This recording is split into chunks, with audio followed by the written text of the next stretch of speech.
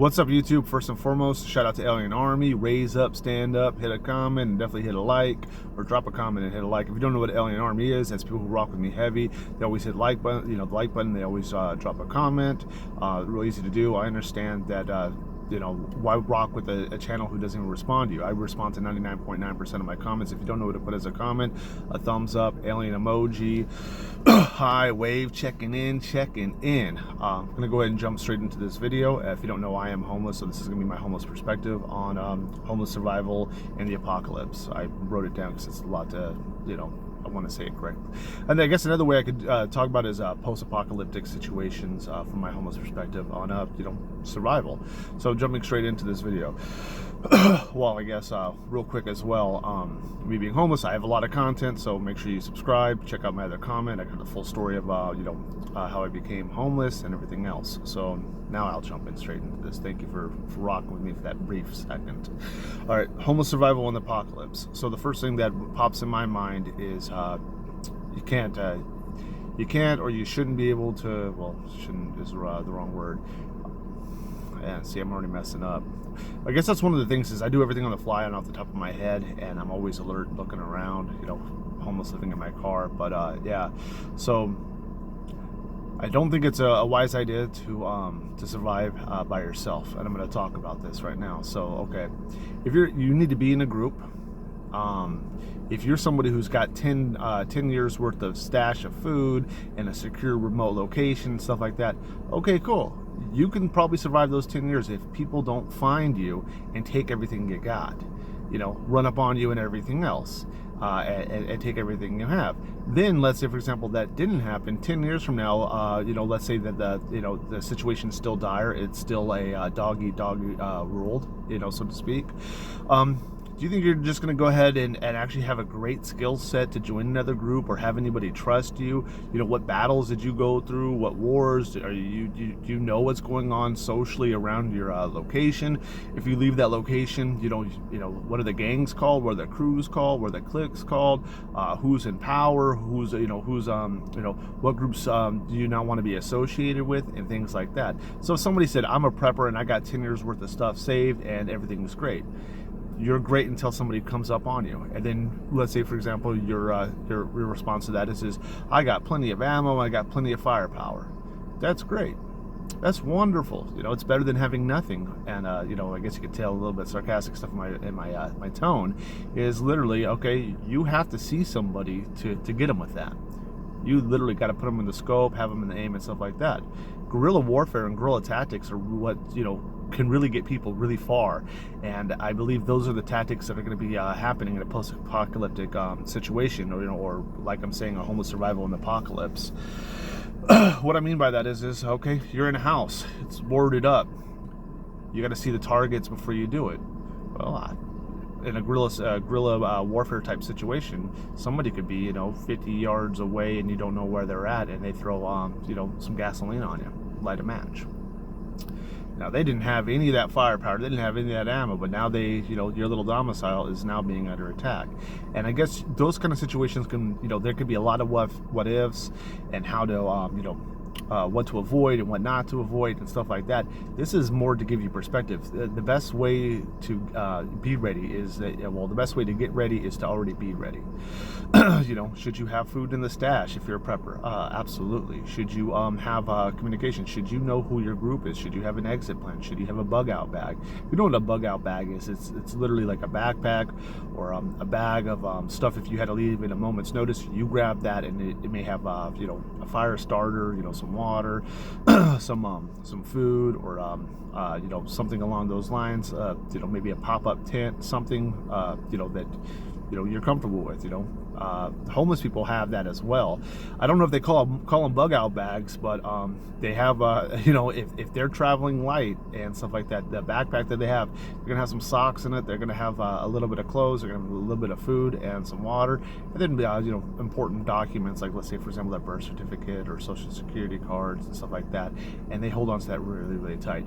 You won't see them going most of the time with really heavy weights they used to have, or their PlayStation PlayStation 4, the PlayStation 3, or a big old, painting of the Mona Lisa, like that kind of stuff is frivolous. And in a survival situation, you take what you need and you take what you have, and I mean, you take the necessities.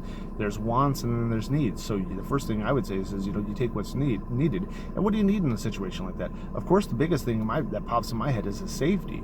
There will be safety in numbers. Darwinism and standing down and being a part of a group. Like think about The Walking Dead. With The Walking Dead and with Rick, how many times did their group get changed with new people coming in, or him trying to join a group, and sometimes it works out for a little bit and sometimes it doesn't? So that's it. To me, that's very realistic. You may start with a group and that group get overran, and now it's time to jump ship. You know what I mean? Or let's say, for example, you're in a group and they're going to be fighting against some people that have been taking advantage and running up on them or trying to tax them or whatever, and that it's a war, it's a battle that you can't win. In those situations, a lot of people will dip out. There's not going to be a whole lot of people that stand tall and stand loyal in those situations. I understand that in a lot of groups in a non-post-apocalyptic world will stay together and will rock. And I believe that in a post-apocalyptic situation where it's all bad, people are going to do everything they can to survive. And some people can say, "Oh, man, I'd be fine in that situation. I could do this, this, and that." That's what you say now until you're in it, and I understand that point of view. In a very solid group, if you can get around, like let's say if this was a video game and it's like Alien, pick your team. I want a good mechanic, for transportation. I want some farmers, because it's not just about the food that you can take and everything else, right? You want safety first. I don't. You could teach somebody how to, throw their hands and have hand-to-hand combat and stuff, but I want somebody who's seasoned, who's actually been in some fights. I want somebody who already knows how to use, the Second Amendment. Of course, training those people so they stay sharp, or if they don't have it, that's something you might have to do. But the God honest truth is you want people to already have those kind of skill sets. So if this is a video game type situation, I want military, ex-military, I want people, if they weren't available, I want people who can have calm, cool, collective heads that don't act out of emotion, and that they're very skilled with weapons and stuff like that. I also want people who know how to farm. I would want a group of people knowing that you're going to have to run up on people and take their stuff.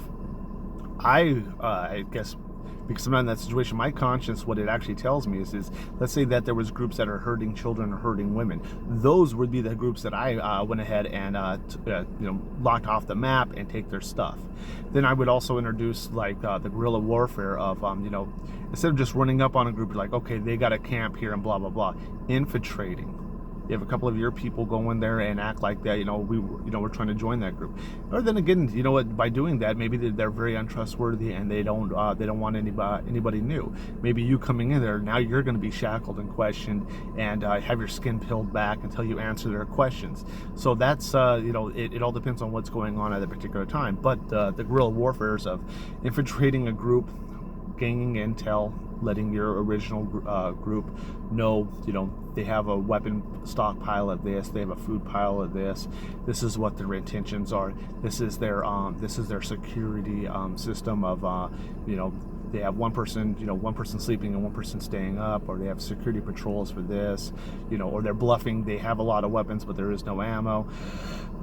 Finding out all that information before actually having an attack is why it's so important. If you're like history, and if you like military stuff, or you watch military movies, getting that strategic mind is going to help you. That's a homeless person's perspective on surviving the apocalypse. So you need a way to reproduce food, whether it's farming or cattling. I guess I'm not sure if that's the right word or not, but raising pigs, raising horses, raising cows, raising chickens, and farming, of course, fruits and vegetables and stuff like that. But the biggest thing is what's the if you were somebody who didn't have any of that stuff, you could have it by just taking it from somebody else. And that's literally where I think everything would go on. I want to jump on a quick topic is well, actually don't want, well, it's all right for me to talk about this topic. A few years ago, when Texas got snowed over, and they didn't expect it and all that stuff, like within 3 days of them not having power and nobody coming in bringing freight with the trucks of food, water, and just daily supplies and stuff and whatnot. If I remember correctly, I think their power was off for a good week and a half. And then all my I used to drive trucks, so a lot of my friends were lease operators, and the amount that they got offered to go into Texas, like once it started opening up a little bit, where like, okay, we can do this delivery, certain freeways and highways and interstates and certain streets started opening up where it's defrosting now we can go in there. They made a lot of money. It doesn't take very much to set everybody off schedule.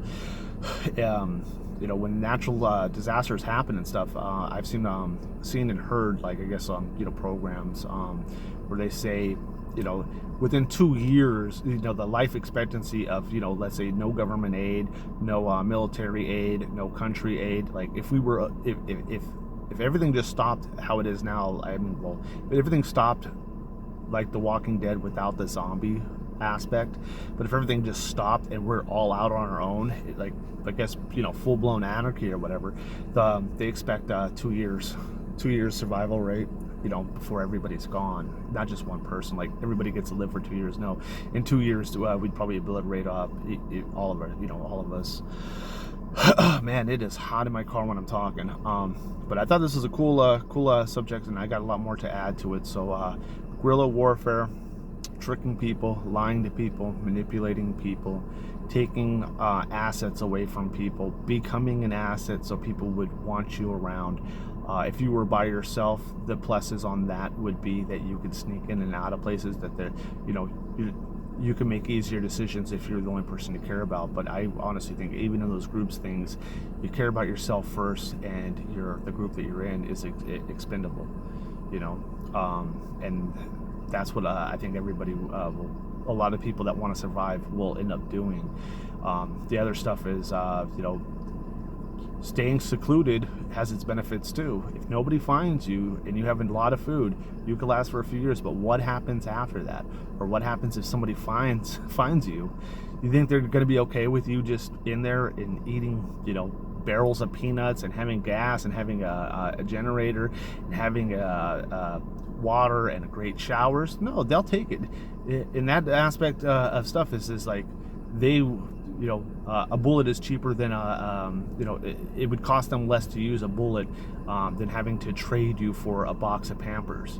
And in that kind of survival situation, a stick of gum is worth more than and they would go nuts over that stuff. Or at least that's my opinion on it. The homeless survival in the apocalypse, other things. I think that at a certain point it can never go back. So if it was a little bit of anarchy for a week or two, maybe things could be rebuilt. I think big old cities and stuff like that would have, if everyone's like, hey, everybody, let's just join this, and we got a really good commune and stuff like that. It's power goes up and then power goes down, and the smaller groups can click up, go in there. With big groups, it's easier to blend in, sneak in and do the infiltration. Everybody's always going to want what you got, and they'll go nuts over it. How do you get, if you were somebody who, I don't have any friends, how would I click up with somebody? I guess you got to do it right from the beginning. If you saw somebody, running in a store taking stuff and loading up their car, and you ran over there and you started helping them, or you got yourself a cart, I don't see them saying, no, you can't come with us. You know what I mean? Would I particularly do something like that? No. I don't know well, I already have friends like that. I'd call them up and be like, oh, it's lock and load time, man. Let's try to make like everybody hang together, and everybody pull their resources, and everybody become an asset, and hope that would be enough. But to be honest, I think that it ended up like Walking Dead, where Rick went from group to group, new people got interjected in his group and stuff like that. That's just bound to happen. No, I really highly doubt where somebody could be like, this is my core group that I started with this apocalypse, and they ended all the way. way, like your numbers will dwindle so bad that like you'll have to have people come in there, or you know, there's only a couple of you, you have to join another group because now you're out, you know, you're extremely outnumbered, you know. But didn't want to throw that out there.